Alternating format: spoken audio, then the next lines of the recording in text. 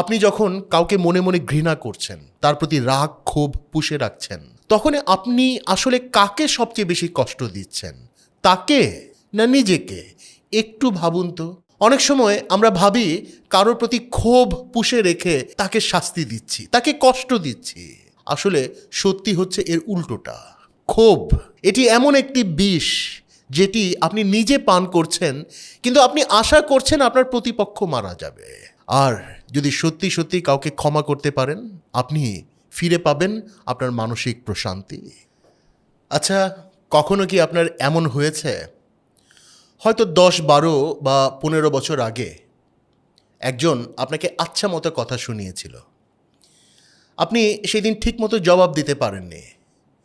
এত বছর পার হয়ে গেছে, কিন্তু এখনও মাঝে মাঝে হয়তো ঘটনাটা আপনার মনে পড়ে আর আফসোস করেন, ইস, ওই দিন যদি এই কথাটা মনে পড়তো, ব্যাটার মুখে একেবারে ঝামা ঘষে দিতে পারতাম। অথবা এমন কি হয়েছে যে আপনি আপনার খুব আপনজনের কাছ থেকেই এমন আঘাত পেয়েছেন যে এখন আর তাকে কোনোভাবেই ক্ষমা করতে পারছেন না, এবং নিজেও ক্ষোভ আর ঘৃণার আগুনে পুড়ছেন প্রতিদিন। আসসালামু আলাইকুম, আপনার উপর শান্তি বর্ষিত হোক। আমি ইঞ্জিনিয়ার প্রাণজিৎ লাল শীল, পজিটিভ লাইফস্টাইল নিয়ে কাজ করছি প্রায় 30 বছর ধরে।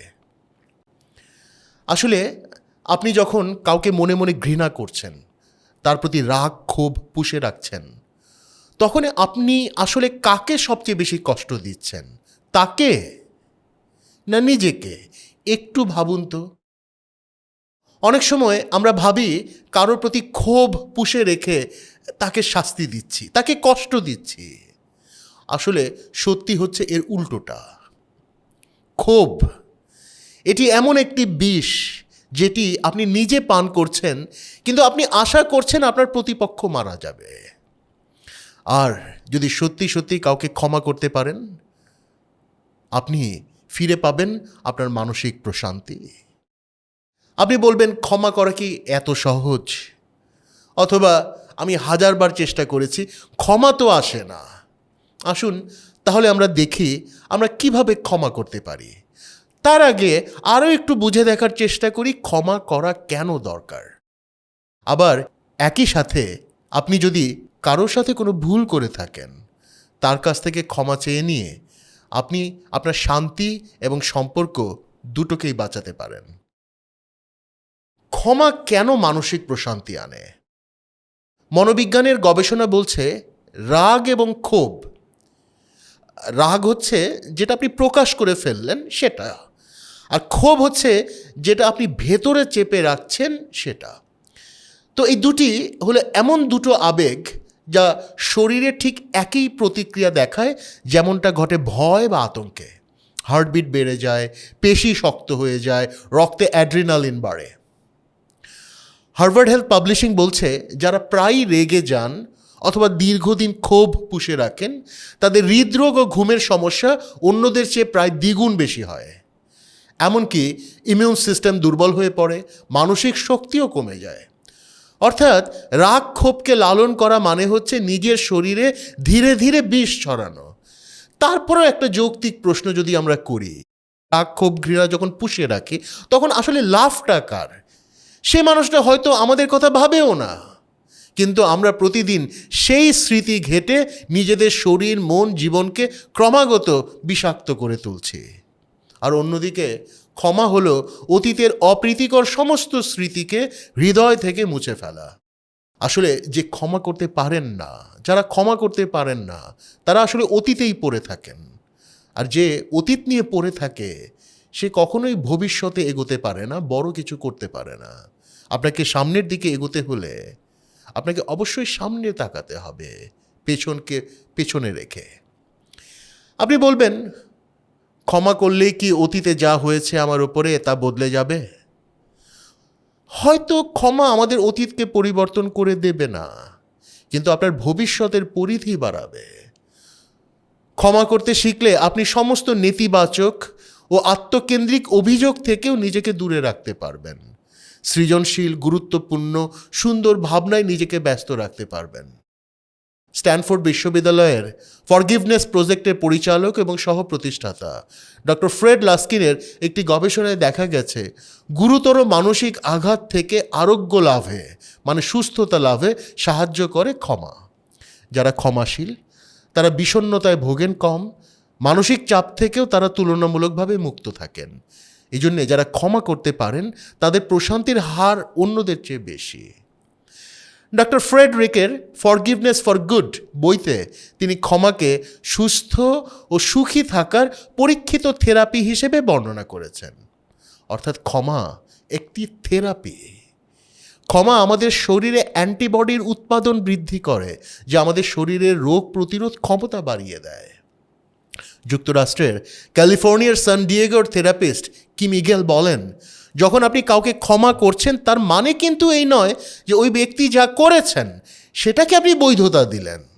ক্ষমার অর্থ ওই ব্যক্তির কর্মকাণ্ড থেকে আপনার নিজের ভেতরে যে ভার এবং ক্ষত তৈরি হয়েছে আপনি নিজেকে তা থেকে মুক্ত করে দিচ্ছেন। এর ফলে আপনি আরও শক্তিশালী হয়ে উঠছেন, জীবন আপনার জন্য আরেকটু সহজ হয়ে যাচ্ছে। আসলে হাজার বছর ধরে আমাদের মহান ধর্মগুলোও কি একই কথা বলছে না? পবিত্র কোরআনের সূরা শুরার 43 নম্বর আয়াতে বলা হয়েছে, কিন্তু কেউ যদি প্রতিকূলতার মুখে ধৈর্য ধারণ করে এবং ক্ষমা করে তা হবে অতি মহৎ মানবিকতা, অতি সাহসী কাজ। পবিত্র কোরআন এবং হাদিসে ক্ষমা নিয়ে এরকম আরও অনেক বক্তব্য আছে। আপনি দেখেন, আমরা অনেকেই গৃহকর্মীদের ছোটোখাটো ভুলকেও ক্ষমা করতে পারি না। অনেকে তো রীতিমতো অমানুষের মতো আচরণ করেন গৃহকর্মীর সাথে। অথচ নবীজি সাল্লাল্লাহু আলাইহি সাল্লামকে একবার একজন জিজ্ঞেস করেছিলেন যে গৃহকর্মীকে কতবার ক্ষমা করব? নবীজি বলেছিলেন, দিনে কমপক্ষে 70 বার। জি, ঠিক শুনেছেন, দিনে 70 বার। আমাদের কোনো গৃহকর্মী কি দিনে 70টি ভুল করে? তাহলে আমরা কি আরেকটু মানবিক হতে পারি না?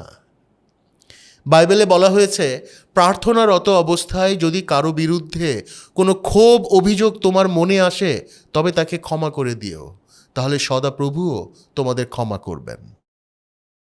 বলবেন, সবই তো বুঝলাম, এখন করণীয় কি? করণীয় আসলে খুব সহজ।